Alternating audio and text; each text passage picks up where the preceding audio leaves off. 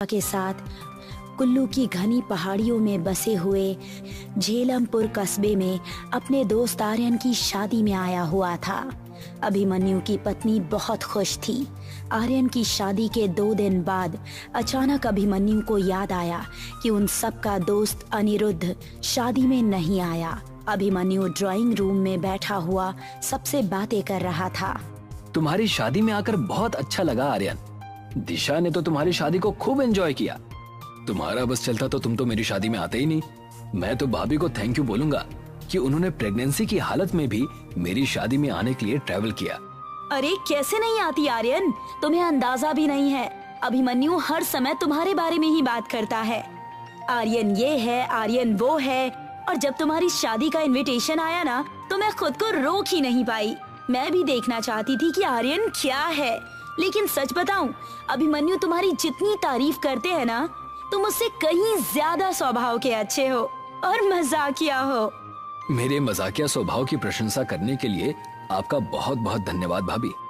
एक बात बताओ आर्यन, शादी में अनिरुद्ध क्यों नहीं आया? मैं 2 दिन से आंखें फाड़ फाड़ कर उसका इंतजार कर रहा हूँ। वो तो पास के ही गांव में रहता है ना। अरे ये बात तो मैं बताना ही भूल गया। उसकी माँ की तबीयत सही नहीं चल रही। वो अपनी माँ को लेकर बहुत ज्यादा परेशान है। आर्यन की बात सुनकर दिशा ने अभिमन्यु की ओर देखकर कहा, हमें अनिरुद्ध की माँ को जरूर देखने जाना चाहिए, वरना उसे ये जानकर बुरा लगेगा कि हम कुल्लू आए और उसकी बीमार माँ को देखने तक नहीं गए। तुम सही बोल रही हो दिशा, तुमने मेरे मुंह की बात छीन ली। अगर ऐसी बात है तो फिर कल मैं तुम दोनों को उसके गाँव ले चलूंगा। अरे भूल गए क्या? कल तो मेरी दिल्ली वापसी का रिजर्वेशन है। मैं एक काम करता हूँ, तुम्हारी बाइक लिए जाता हूँ। मैंने सुना है कि उसका घर यहाँ से 3 किलोमीटर दूर है। मैं और दिशा अकेले चले जाएंगे। अभिमन्यु की बात सुनकर आर्यन के चेहरे पर अचानक चिंता की लकीरें झलकने लगी। आर्यन का डरा हुआ चेहरा देखकर अभिमन्यु बोला, क्या बात है आर्यन, तुम्हारे चेहरे का रंग क्यों उड़ गया? दरअसल बात यह है अभिमन्यु, अनिरुद्ध के गांव से कुछ दूर पहले डायनी का इलाका पड़ता है। भाभी के पेट में 3 माह का गर्भ है और ये एक पहाड़ी इलाका है। तुम दोनों को वहां तक पहुंचते पहुंचते रात हो जाएगी और रात के समय किसी भी गर्भवती औरत का डायनी घाटी से गुजरना मौत को दावत देने जैसा होता है। आर्यन की बात सुनकर अभिमन्यु जोर जोर से हंसने लगा। तुम पागल हो गए हो क्या? दुनिया मंगल ग्रह पर कॉलोनी बनाने की तैयारी कर रही है और तुम अभी भी इन अंधविश्वास भरी बातों पर यकीन करते हो? नहीं अभिमन्यु, ये कोई मजाक का विषय नहीं है। डायनी एक तरह से डायन का ही स्वरूप होती है, लेकिन ये डायन से थोड़ी अलग प्रकार की होती है। डायनी को गर्भवती महिलाओं के गर्भ में पल रहे बच्चे बहुत पसंद होते हैं और वो उन बच्चों को खाने के लिए किसी भी हद तक जा सकती है। मैं इन सब बातों पर विश्वास नहीं करती। मैं एक नए जमाने की लड़की हूँ और मुझे लगता है कि आपको भी इन सब बातों पर विश्वास नहीं करना चाहिए। मैं भी अभिमन्यु के साथ शहर में ही पढ़ा लिखा हूँ भाभी, लेकिन डायन भूत प्रेत इन सब का भी दुनिया में अस्तित्व होता है।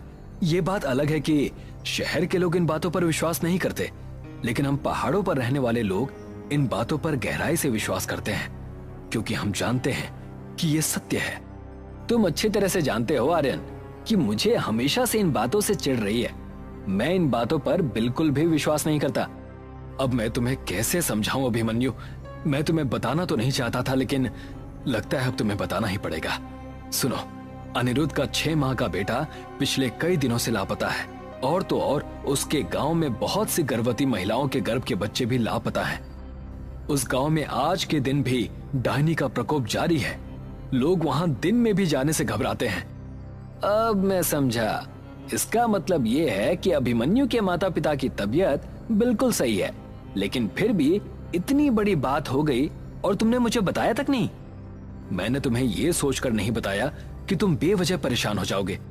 अब तो मैं आज ही अनिरुद्ध के घर पर जाऊंगा और अगर उस गांव के बच्चे लापता हो रहे हैं तो गांव वालों को पुलिस की मदद लेनी चाहिए ना कि डायनी वाइनी जैसी बातों पर विश्वास करना चाहिए। सही बोल रहा है। गांव वाले पुलिस की मदद क्यों नहीं लेते? इस तरह से बच्चे अचानक कैसे लापता हो सकते हैं? और अगर यहाँ की पुलिस मदद नहीं कर रही तो फिर तुम लोग मीडिया वालों की हेल्प क्यों नहीं लेते? एक बार जब फ्रंट न्यूज पर बच्चों के लापता होने की न्यूज चलेगी ना, तो पुलिस अपने आप हरकत में आ जाएगी। मेरा दावा है कि इसमें जरूर किसी आपराधिक रैकेट का ही हाथ होगा। जब वो रैकेट पकड़ा जाएगा ना, तो लोगों के दिल से डायनी का खौफ भी निकल जाएगा। बेचारे गांव के लोग बहुत भोले भाले होते हैं। ये सही बात है आर्यन। आपराधिक मानसिकता के लोग गांव वालों के भोलेपन का फायदा उठाकर अपने गंदे मकसद को अंजाम देते हैं और भोले भाले गांव वालों को भूत प्रेत पिशाच का डर दिखाकर उनका मुंह बंद कर देते हैं। जबकि सच तो ये है कि ये सारी की सारी बातें किताबों और मूवीज में ही अच्छी लगती हैं। ये पूरा सच नहीं है अभिमन्यु, मेरी बात का विश्वास करो। ये सिर्फ लोक कथाएं नहीं है बल्कि हकीकत है। डायनी का अस्तित्व उस गांव में बरसों से छाया हुआ है। डायनी एक ऐसी डायन होती है जो अपने पिशाच पुत्र के साथ लोगों का शिकार करती है। वो अपने शिकार को धोखा देने के लिए किसी का भी रूप धारण कर सकती है।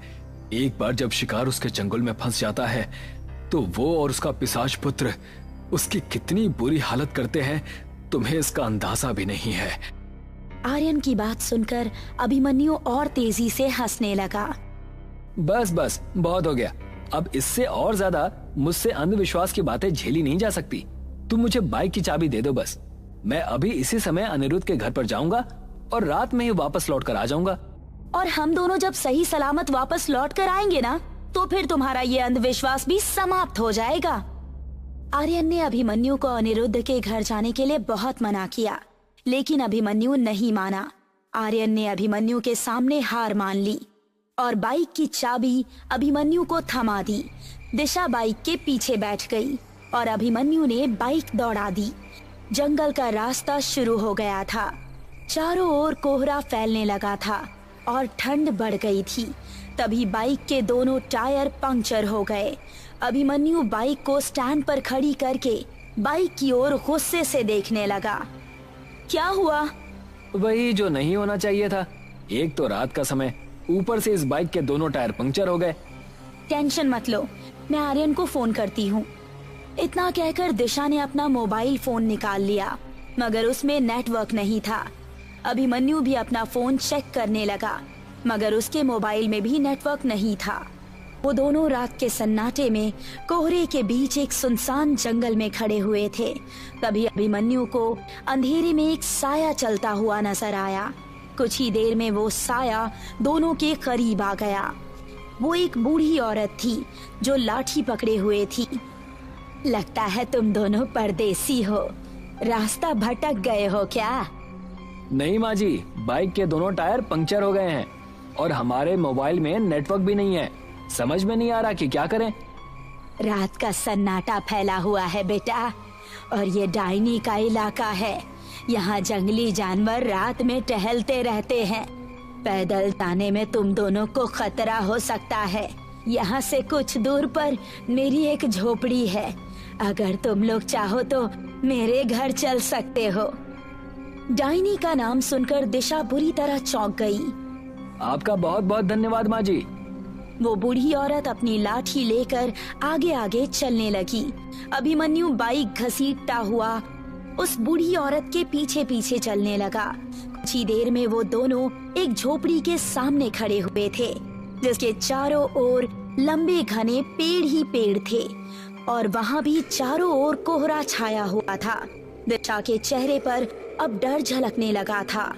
दिशा ने आहिस्ता से अभिमन्यु से कहा, अभिमन्यु, मुझे कुछ सही नहीं लग रहा।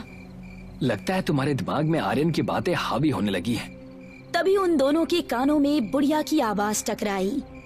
अंदर आ जाओ तुम दोनों, मेरा बेटा अभी आता ही होगा। लेकिन यहाँ कोई आसपास मकान नजर क्यों नहीं आ रहा? अभिमन्यु ने इतना कहा ही था कि अचानक तेज बारिश होने लगी। वो बूढ़ी औरत अभिमन्यु की बात का जवाब दिए बगैर झोपड़ी के अंदर चली गई। अब उन दोनों के पास उसकी बात मानने के अलावा और कोई चारा नहीं था। वो दोनों झोपड़ी के अंदर चले गए और वहाँ बिछी हुई एक चारपाई पर बैठ गए। बूढ़ी औरत उन दोनों की ओर देखकर रहस्यमयी अंदाज में बोली, तुम दोनों यहीं बैठो, मैं अपने बेटे को बुला कर लाती हूँ। इतना कहकर वो बूढ़ी औरत बाहर चली गई। उन दोनों को वहाँ बैठे बैठे काफी देर हो गई थी। बाहर अभी भी रिमझिम बारिश हो रही थी। दिशा ने अपनी घड़ी देखी तो वो चौंक गई। घड़ी में रात के 2 बज रहे थे। दिशा डरते हुए अभिमन्यु से बोली, मुझे कुछ सही नहीं लग रहा है अभिमन्यु, कुछ तो गड़बड़ है यहाँ पर। उस बूढ़ी औरत को गए हुए काफी देर हो गया है, कहीं आर्यन की बात सही तो नहीं। मेरे पेट में कुछ अजीब सा महसूस हो रहा है। दिशा की ये बात सुनकर अभिमन्यु बुरी तरह से चौंक गया और बोला, तुम कहना क्या चाहती हो दिशा? क्या हो रहा है तुम्हारे पेट में? मुझे यहाँ बैठे हुए काफी देर हो गई है, लेकिन अभी तक मेरे पेट में किसी प्रकार की कोई हलचल नहीं हो रही है। ऐसा लग रहा है कि मानो मैं प्रेग्नेंट हूँ ही नहीं। इतना कहकर दिशा ने अपने पेट पर हाथ रख लिया, मगर जैसे ही उसने अपने पेट पर हाथ रखा, दिशा अपने पेट को हैरत और खौफ से आंखें फाड़ फाड़ कर देखने लगी। अभिमन्यु, आर्यन की बात बिल्कुल सही थी, मेरे पेट में बच्चा नहीं है। क्या बकवास कर रही हो तुम? ये कैसे हो सकता है? इतना कहकर अभिमन्यु ने जैसे ही दिशा के पेट पर हाथ रखा, उसका पेट बिल्कुल सपाट था। अभिमन्यु के डर और दहशत से रोंगटे खड़े हो गए। तभी उन दोनों को बाहर किसी के कदमों की आहट सुनाई दी। अभिमन्यु और दिशा ने जैसे ही अपने कदम उस झोपड़ी के बाहर निकाले, तो बाहर का नजारा देखकर उन दोनों की आंखें दहशत से फटी की फटी रह गई। बाहर एक 6 फुट का बड़ा ही भयानक दिखने वाला व्यक्ति खड़ा हुआ था। उसके चेहरे का मांस जगह जगह से फटा हुआ था, उसकी आंखों से खून टपक रहा था और उस बूढ़ी औरत की आंखों की पुतलियां भी बिल्कुल सफेद हो चुकी थी। उसके दांत अजीब और बिल्कुल पीले थे। यही है मेरा बेटा। दिशा की जोरदार चीख निकल गई। कौन हो तुम? डायनी। आर्यन सही बोल रहा था अभिमन्यु। जितनी तेजी से यहाँ से भाग सकती हो, उतनी तेजी से यहाँ से भागो। अभिमन्यु ने इतना कहा ही था कि तभी वो भयानक व्यक्ति बेहद फुर्ती से दिशा के नजदीक आ गया और उसने दिशा का गला बुरी तरह से दबोच लिया। अभिमन्यु अपनी पत्नी को बचाने के लिए हाथ पैर मारने लगा कि तभी डायनी ने अपने पंजे से अभिमन्यु के कंधे को फाड़ कर रख दिया। अभिमन्यु जमीन पर गिर गया। उस भयानक चेहरे वाले ने अपने पंजे से दिशा का पेट फाड़ दिया। दिशा एक चीख के साथ ढेर होकर जमीन पर गिर गई। वो बूढ़ी औरत अब अभिमन्यु की ओर खूंखार नजरों से देखने लगी। तभी अभिमन्यु को दूर से बहुत सारी रोशनियां नजर आई। अभिमन्यु ने देखा कि बहुत से गांव वाले हाथों में मशाल लिए उनकी ओर चले आ रहे थे। जैसे जैसे वो नजदीक आ रहे थे, वो भयानक दिखने वाली डायन और उस पिशाच के कदम पीछे की ओर हटते जा रहे थे। वो दोनों धुआं बनकर गायब हो गए। उस झोपड़ी का नामो निशान तक मौजूद नहीं था।